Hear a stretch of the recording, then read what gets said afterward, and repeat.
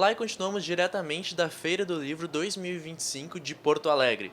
Eu sou Ramon Ferreira, acadêmico de jornalismo da Universidade Fevale, e dessa vez novamente recebemos no nosso estúdio Alci Cheuishi, escritor e patrono da 52ª edição da Feira do Livro em 2006. Alci, seja bem-vindo novamente ao nosso humilde estúdio. Não, humilde de maneira nenhuma. Maravilha voltar aqui nesse trabalho que vocês estão fazendo pela Universidade Fevale. E também gostei porque tu não dissesse ex-patrono. Eu não, aqui Não, infelizmente não. Eu sou patrono do ano de 2006, que para mim ficou marcante. O ano que vem, imagina, já vai completar 20 anos que eu fui patrono. Mas o que é interessante é porque era o ano do centenário do Mário Quintana e o centenário do primeiro voo do 14 bis. O Mário foi, para mim, um mestre. Eu sou um alegretense de adoção, eu fui para Alegrete com 4 anos, e o Mário protegia muito os escritores que eram de lá, os jovens, como o Sérgio Faraco e eu. Então, o Mário era o centenário dele, nascimento. E o livro que eu tenho sobre Nos Céus de Paris, sobre a vida de Santos Dumont, é um dos livros que mais me orgulha, porque eu consegui provar nesse livro que ele voou muito antes dos irmãos Wright. certo, certamente. Bom, 2006 foi um ano marcante, com certeza, então. Ah, foi, sem dúvida. Mas todo ano na feira é bom. Eu estou muito feliz com a ressurreição da feira. Eu quero aproveitar para transmitir um abraço ao meu amigo Fernando Lemos, presidente do Banrisul, que se vê daqui, onde nós estamos, porque o ano passado foi ele que salvou a feira. Como é que vamos fazer? Gente, Tinha tido uma inundação enorme aqui. Quer dizer, como recuperar? Então, ele, como presidente do Banrisul, ele soube investir corretamente. E está aí a feira de novo. Não é? Parece que já se vendeu quase 200 mil exemplares, né? já seguimos Olha, cada ano mais. mas que maravilha. Sim. Ramon, estou à tua disposição, meu amigo. Bom, só recapitulando um pouco do ano passado, o senhor estava falando, ano passado a gente falou sobre o livro Viamão, a Trincheira Farroupilha. Como que foi, como que esse livro saiu aqui da feira, quais os Não, comentários? o livro felizmente, né, teve uma aceitação muito grande. Eu lá em Viamão, a minha fez sessão de autógrafo, eu fiquei umas 3 horas, dava a volta por lá. As pessoas que me mandaram mensagem, porque a gente recebe muita coisa, comentários e tudo, a imprensa em geral também aceitou muito bem o livro. E o que acontece? Eu tive a oportunidade também de retornar ao tema. Eu tenho um livro que já é clássico, aí, tem 40 anos, não é a Guerra dos Farrapos, e que houve com Viamão? Viamão não foi capital porque estava perto demais de Porto Alegre, era um perigo, porque Porto Alegre ainda estava em poder do Império, e o Rio Guaíba e a Lagoa estavam aí os navios de guerra imperiais. Então, mas a maior parte do tempo, entre 36 e 40, durante 4 anos, Viamão foi a capital, de fato, da República Rio-Grandense. E ali, para nós que estamos ligados à comunicação, houve também, ficou o seu grande mártir, não é, o Luigi Rossetti, o jornalista Farroupilha. O Rossetti veio da Itália porque ele estava lutando pela unificação italiana, e que a Itália não era mais um país, um pedaço para cada um lá, né? Então, ele foi condenado à morte e veio para cá, com 20 e poucos anos, 24, 25 anos. E quando ele veio com o Garibaldi para lutar pela nossa república, ele se prontificou, ele era jornalista, a escrever, montar um jornal. E é o jornal O Povo, que está aí nas nossas bibliotecas guardado, que foi o primeiro jornal republicano do Brasil. Então, e ele morreu defendendo Viamão de arma na mão em 1840. Então foi quase que Porto Alegre seria uma região metropolitana de Viamão. Exatamente. Viamão foi capital antes de Porto Alegre.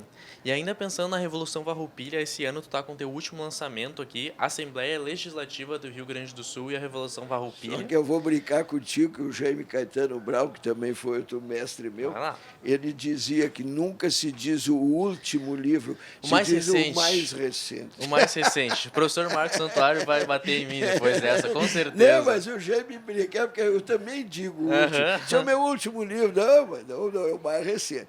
Bom, esse livro está também ligado ao de Viamão, porque quando foi lançado no 20 de setembro do ano passado, eu fui procurado pelo jornalista José Barril Nuevo, que tinha lutado pelo livro de Viamão.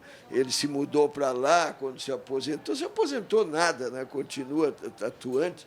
E aí ele me desafiou, disse, eu vou propor para a Assembleia, para o Pepe Vargas, que é o novo, vai ser o presidente da Assembleia, que ele te contrate para escrever um livro para explicar que ninguém sabe, que pouca gente sabe, que o Bento Gonçalves foi deputado na primeira legislação da nossa Assembleia Legislativa, que completa 190 anos, agora, em 2025, daqui a 10 anos é o bicentenário, junto com a Revolução Farroupilha. Então, eu disse, olha, eu vou escrever um livro para deputado ler. Deputado não tem tempo. Então, tem que ser um livro muito enxugado, né, que crie logo as imagens. Aí ele disse, então vamos contratar o Gilmar Fraga, que é ilustrador, para também colocar, além das imagens despertadas pelas palavras, esse livro tem algumas belíssimas imagens. Olha esta aqui do Dom Pedro II, menino a cavalo com o futuro, né, com o Luiz Alves de Lima e Silva, futuro Duque de Caxias. Está aqui na página 28. Ó. Ele é um trabalho maravilhoso. Mas o que esse livro se propõe? A contar que Bento Gonçalves não queria fazer revolução. O Bento Gonçalves queria que o Rio Grande do Sul fosse tratado não só como bucha de canhão, para usar um termo da época. Quer dizer, nós tínhamos aqui o recorde das viúvas e órfãos, porque todas as batalhas que aconteciam eram na fronteira com a Espanha. O resto era mato, era água. Onde tinha fronteira real era aqui. Então, o Rio Grande do Sul nasceu no meio da guerra e continuou. Não tinha uma escola pública. Nós estamos aqui no meio de uma universidade, não tinha uma escola pública no Rio Grande do Sul. Não tinha estrada, não tinha ponte, tinha um único hospital, que era essa Santa Casa pequenininha aí começando. Quer dizer, não tinha nada. Agora, na hora de ir para a guerra, eram os rio-grandenses que tinham que ir. E as mulheres tinham que cuidar de tudo, não é? As mulheres que ficavam cuidando, porque os maridos, os filhos de 15 anos para cima iam para a guerra. Então, ele lutou por isso. E o presidente da província, Fernandes Braga, era um advogado brasileiro, mas formado em Coimbra. E ele queria a volta do Brasil no domínio português. Fazia 13 anos só da nossa independência. Então, depois dele, quem mais mandava em Porto Alegre era o cônsul de Portugal. E tinha 2 navios de guerra portugueses. Aqui, nós enxergamos aqui pertinho, no nosso porto, 2 navios de guerra.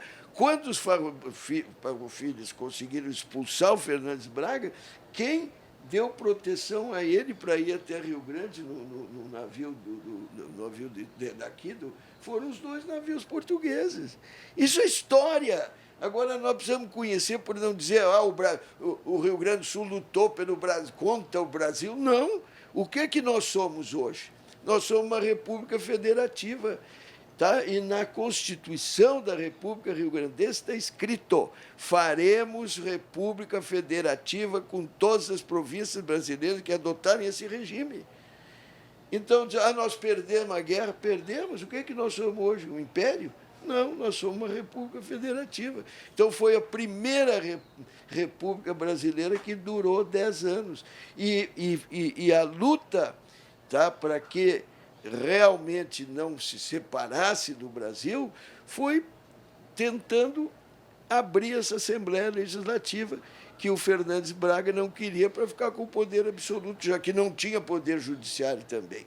Então, essa é uma história que eu pedi ao presidente, aliás, a apresentação dele é muito boa, do Pepe Vargas, deputado Pepe Vargas.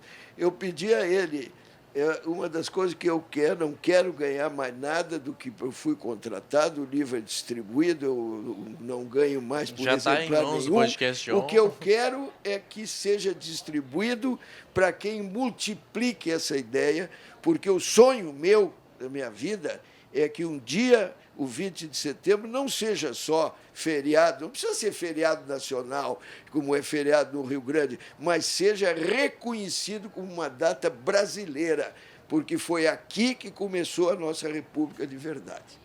Obrigado pela aula, professor. Foi uma... A gente tem que entender melhor essa história da Revolução Farroupilha, uma coisa que a gente não fala muito nas escolas. Tem que entender pelo caminho certo, que foi uma revolução brasileira. Não foi nada feito para nos separar do Brasil.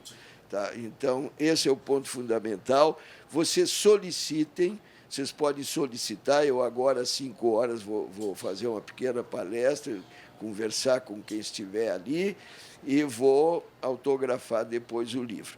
Vocês solicitem o livro, se querem levar para mais algumas pessoas na universidade, passem ali, peguem o livro, que ele não está à venda, está sendo distribuído.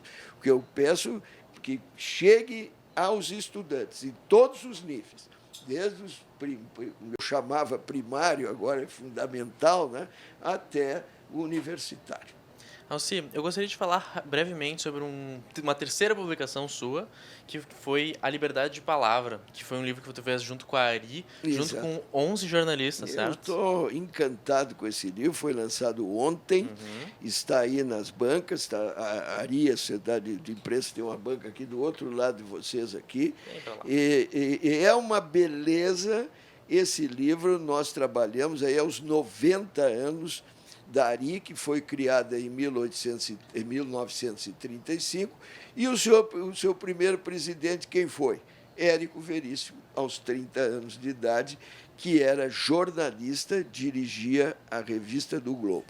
Então, este livro, além de comemorar os 90 anos, ele recorda os fatos mais importantes acontecidos nesse período, relatados pela imprensa, e transmitidos ao leitor através de contos e crônicas. E como uma última pergunta, qual que é o sentimento de agora fazer parte, além daquele mundo historiador, do mundo professor e do mundo escritor, do mundo jornalista também?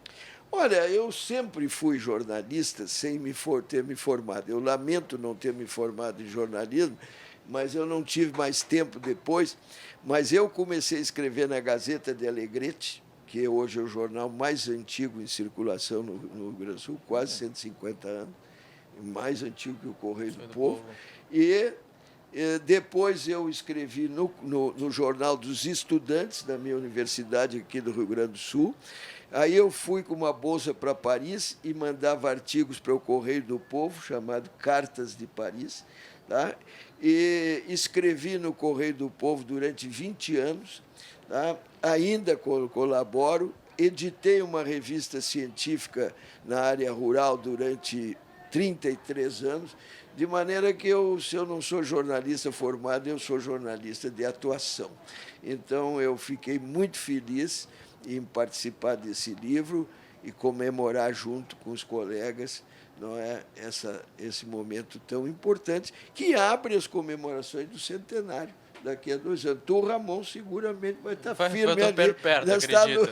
Com a mesma camiseta, talvez, ainda, jornalismo. Pode ser. Não. Vamos pensar. E eu também não desisto. Né? Apesar do cabelo branco, pode perder mais um pouco de cabelo, mas vamos embora. Tá? Alci Cheuishi, patrono, não é ex-patrono, patrono da 52ª edição da Feira do Livro. Obrigado por ter participado. Eu que agradeço por essa participação e vou lá porque está chegando a hora. Certamente. Muito obrigado mais uma vez. Bom trabalho para vocês. E assim continuem nos acompanhando diretamente da Feira do Livro 2025 aqui em Porto Alegre.